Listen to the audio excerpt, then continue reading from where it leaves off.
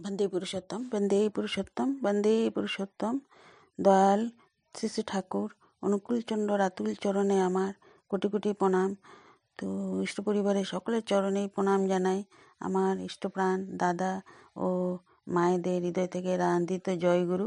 তো এখানে আমি 333তম সৎসঙ্গ রীতি সম্মেলন পূজনীয় অবিন্দা, পূজনীয় বিঙ্কিতা, এটা তথ্যসূত্র আলোচনা মাঘ 1430 ফেব্রুয়ারি 2024।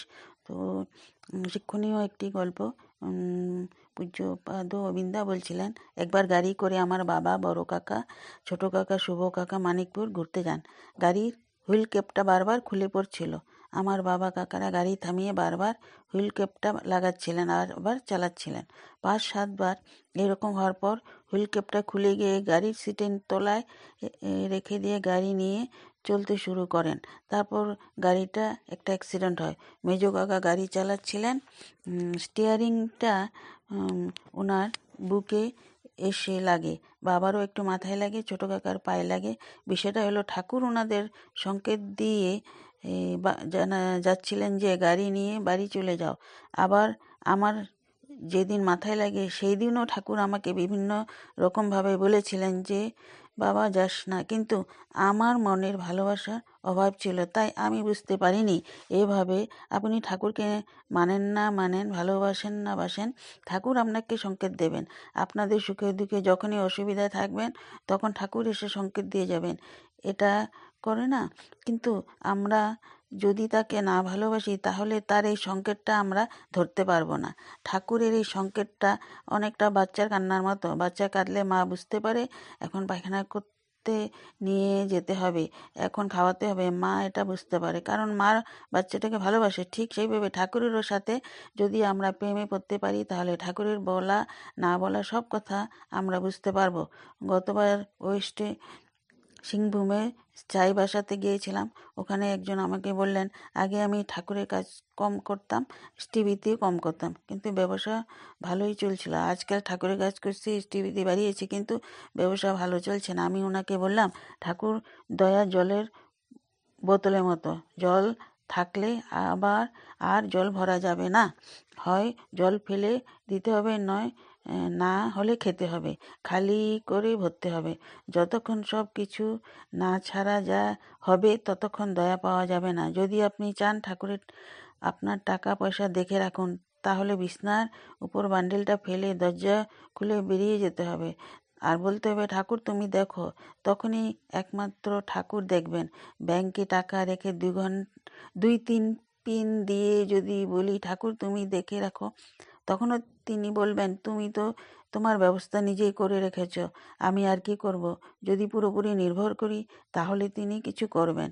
যজন যাজন ইষ্টপতি নাম দেন ভরে প্রার্থনা ওঠা, এই সব কিছু ঠাকুরের প্রতি আমাদের প্রেমকে বাড়ানোর জন্য দেওয়া হয়েছে। কোনো একটা করলে হবে না। প্রতিটি ছোট ছোট জিনিস আমাদের মধ্যে ছোট ছোট পরিবর্তন নিয়ে আসে। ইষ্টভীতি নিয়ে একটা লেখা সবাইকে দিয়েছি। যারা ডিপি ওয়ার্কসে করেন তারা পেয়েছেন, আর যারা করেন না তারা পাবেন না। লেখার পরবর্তী ভাগও তৈরি হয়ে আছে, কিছুদিন পরে দেব।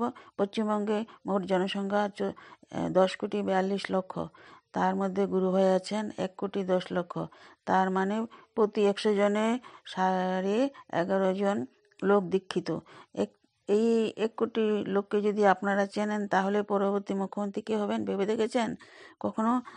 আপনারা ঠাকুরের কাজ ঠিকভাবে না করে নিজেদেরকে বঞ্চিত করে রেখেছেন, ছোট করে রেখেছেন। যদি সব কিছু ছেড়ে ঠাকুরের কাজ করতে পারেন তাহলে কিছু নিয়ে ভাবতে হবে না, খালি একটা জিনিস করতে হবে, রোজ ঠাকুরের কাজ। এই মনে প্রাণে করলে বাকি সমস্ত কিছু ঠাকুর দেখবেন। ভালোই থাকবেন সবাই, আবার দেখা হবে। জয়গুরু। অবিন্দা এই বলছিলেন। তো এই মাত্র অবিন্দার কথাগুলো শুনছিলাম। তো এক মা বলল, তো ছেলেটার বলার ভঙ্গি আমাদের থেকে একটু আলাদা, কিন্তু ও যখন কথাগুলো বলছিল শুনতে শুনতে আমার মনে হচ্ছিল যেন আমার বাবা কথাগুলো বলছেন। অবিন যে সঙ্গী সাথীদের নিয়ে এত পরিশ্রম করে এই বিপুল কাণ্ড গড়ে তুলেছে, এইসবের মূল উদ্দেশ্য কী? ঠাকুরের যা স্ফীত কর্ম, ঠাকুর যেমনটা আমাদের থেকে আশা করেছেন সেই অনুযায়ী আমাদের চলতে যাতে অসুবিধা না হয়, সুবিধা হয়, যাতে আমরা আরও দৃঢ়তার সঙ্গে কাজ করতে পারি, তার মাধ্যম দিয়ে ঠাকুর আরও পূর্ণরূপে জীবনে অনাবিল অনুভব করতে পারি। তার জন্যই এই অনুভব ভূমিতে আমাদের পৌঁছাতে হবে। এছাড়া আর কোনো পথ নাই। যে দিক দিয়ে এবং দিকে দিকে এত কেন্দ্র মন্দির গড়ে উঠেছে, এত উৎসব আয়োজন চলছে, এইসব কিছু উদ্দেশ্য কী? সেই তো ঠাকুরই। তাই চিন্তন, তার আলোচনা, তারই গুণকীর্তন, তারই প্রসাদ বিতরণ। মূল তো কেবলই তিনি। তার প্রেম ছাড়া তাকে পাওয়ার অন্য কোনো উপায় নেই। তত্ত্ব কথা আউড়ি হাজার দার্শনিক বিচার করে আমাদের যতদূর বোধ গিয়ে পৌঁছাতে পারে, তিনিই সেই সীমাকে পার করে দাঁড়িয়েছেন। অসীম অপরিমেয় প্রেম ছাড়া সেখানে পৌঁছানো অসম্ভব। আর প্রেম পাওয়া একটাই পথ, আমাদের সহজ হতে হবে, স্বাভাবিক হতে হবে। তো এখানে সেই মল্লিকা নাথমা শেষে বলেছিলেন, সেটা আপনাদেরও আমি পড়ে শুনলাম। জয়গুরু, সবাই ভালো থাকেন, সুস্থ থাকেন, সর্বাঙ্গ মঙ্গল হোক।